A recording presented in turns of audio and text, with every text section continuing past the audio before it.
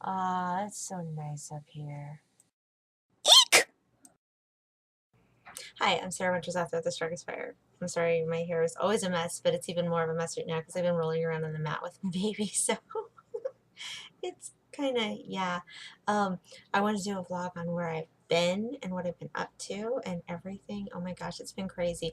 Now, I know right now a lot of people are having it a lot crazier and a lot worse than me. I hope that everybody back east is getting settled. I hope that everybody's getting their power back turned back on. I really hope and wish for the best for all of you. I think with Katrina in the back of everybody's minds, that the hurricane is, you know, people don't see it as a plaything. They think, okay, Katrina really, I mean, not only did it kill and everything else, it separated people from their pets, their family, their loved ones, everything. It was a horrible. It, yeah, I think it's fresh in everybody's mind and everything. So I hope everybody's safe, playing it safe. I know it's past now and everything, but still the the aftermath is definitely still going on, and I hope and everything for everyone back there. Just keep safe and stuff. But anyhow, where I've been has nothing to do with the hurricane, except for the hurricane you call my life at the moment. Um, yeah, crazy, crazy, crazy, crazy. Um, so the husband's back at work. And you know, he's a high school English teacher turned school librarian. The kids are back in school. Um, he had back to school tonight, so the baby was extra whiny and on the mat. I even took off my wedding ring because I was scared I was going to cut her with it because I was so, I mean, I'm involved with her all the time, but she was so playing rough because she was missing him so much that I was like, you know what, you're going to hurt yourself. So like, I'm like, anything hard jewelry wise, just soft, mushy mama. And my hair. But anyhow, so she had not a fun day, but she's right now playing with her daddy. Well, her daddy's trying to get her to bed. And my older two being back at school and everything. Oh, she's not adjusting very quickly. I think she's doing okay, but she's not adjusting quickly. You know, she had summer with everyone here. And then another thing that has been happening is like all of our appliances are dying at once. Our dishwasher bid it 2 months ago, and I was basically told that because of my house and the way it's set up and blah blah blah blah blah blah blah, and how old it is and everything. It's not that old, but it's still old. That the dishwasher isn't made for the same area as the sink and blah blah blah, and a couple thousand to fix and da da da da da da the piping, and so it's just I can't have a dishwasher. We had one, it broke, and he said that'll just keep happening. Just if you get a dishwasher, just plan on buying a new one every couple of years. So I'm like, okay, fine, no dishwasher. Um, And then on Thursday, the washing machine broke, and my husband and I had to wring out all of the clothes. It was horrible. Well, towels. It was horrible, and so my mother-in-law, thank goodness, she bought us a new one. My teenage daughter, my almost 15-year-old, freaked, and she's sensible. She's rational. She doesn't trip out over little things, and she just was like, I guess it was just too much for her.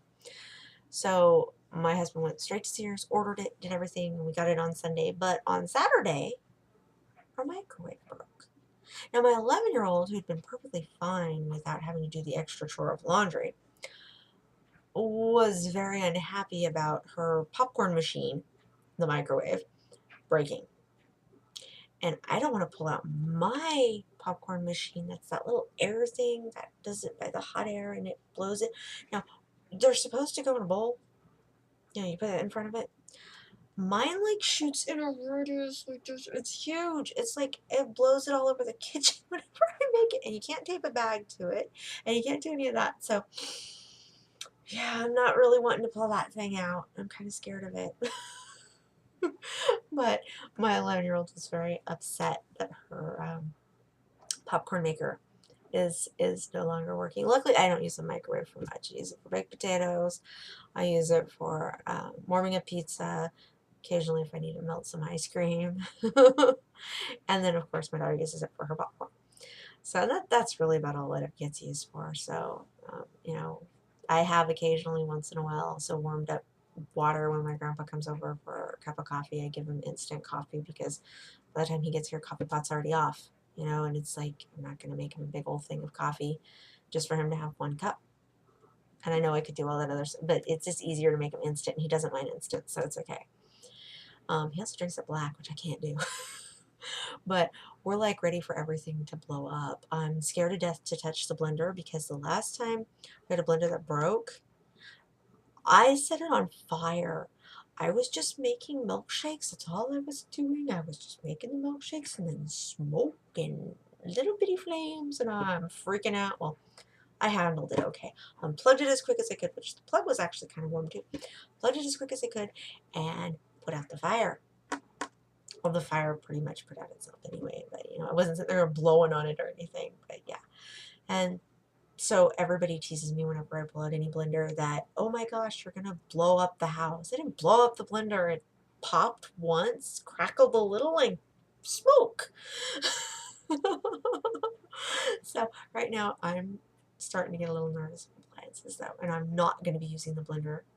No, what I did was a few years ago. So with the blender, but I have a new one, and I'm scared that right now it's going to break and the toaster might attack me. I don't know. I'm preparing myself for a zombie appliance apocalypse because I think it's going to happen. And if so, that blender's probably going to get it out for me because that thing probably knows what I did the last one. Anyhow, so that's where I've been. My world's just been turned upside down. I think everything's going to be straightening out soon, and in the process of straightening out, I'm trying to figure out my new washing machine. Oh boy, they're different now, and it locks and it beeps and it sounds like a Xerox machine. It's actually going in the background. I don't know if this is going to pick it up, but it really sounds sometimes like it's trying to scan copies. And so we've been making jokes of, oh, the washing machine is scanning our clothes right now. I don't understand any of it. My husband and I were standing over when we first were doing the first look going, is that the sound it's supposed to make? It doesn't sound like the old one. Are you sure that's what it's supposed to do? We couldn't figure it out. We're like going, and you can't open it up and go, what are you doing in there? Like the older ones. Or if you just wanted to check on it, you could put a little pencil or your finger there and just go, okay, it's working. You know, and you could hear it go, no, this one sounds like a Xerox machine. It's a copy machine. Oh well. Anyhow, I hope everybody's enjoying what they're reading. Don't forget to read to your kids. Um, Nieces and nephews are included in that, and grandchildren. I feel a little hypocritical. I went a couple of days without reading to the baby.